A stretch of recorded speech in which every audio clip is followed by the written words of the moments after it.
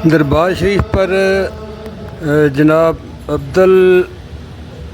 वहीद हारूनी अफसाहोवाला नात शरीफ पढ़ रहे हैं।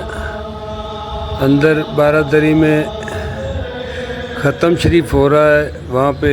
अब्दुल वहीद साहब मियाँ मोहम्मद बख्श साहब का कलाम पढ़ रहे हैं। और यह है मेरी सरकार हजूर सखी सैफुल्लाह नूरी हजूरी का दरबार पाक। हम यहाँ पे हमेशा हाज़िर हुए रहते हैं और यहाँ पर अक्सर महफ़िलें हुआ करती हैं, सोज़ो गुदाज भरी महफ़िलें होती हैं।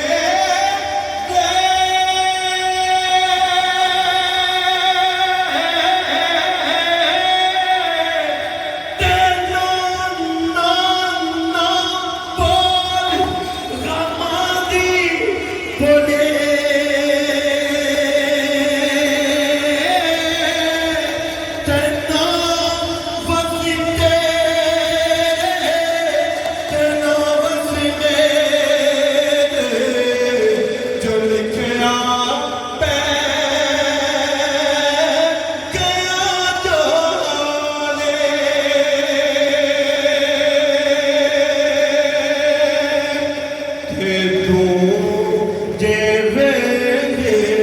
ਸਭ ਤੂੰ ਜੇ ਵੇਲੇ ਓਏ ਸਭ ਜਦੀ ਤੇਰੀ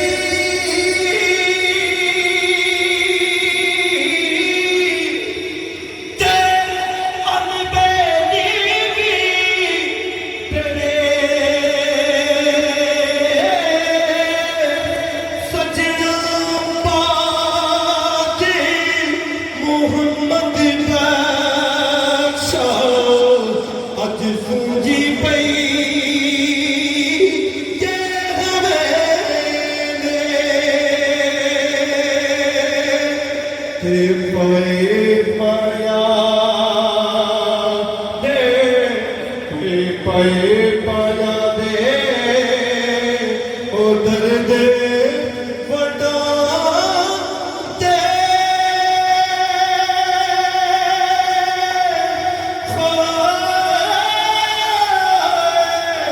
ਤੇ ਪਾਈ ਪਾਇਆ ਦੀਆਂ ਬਾਵਾਂ ਤੇ ਬਾਪ ਸਿਰਾਂ ਦੇ ਤਾਜ ਦੁਆਮ ਤੇ ਮਾਂ ਛੱਡੇ ਯਾਰ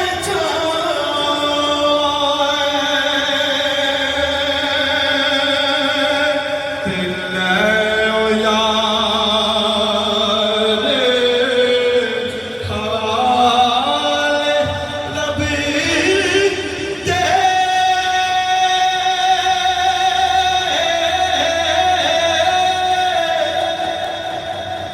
ਤੇ ਹੁਣ ਰੋਏ ਕਿਉਂ ਥੋੜਾ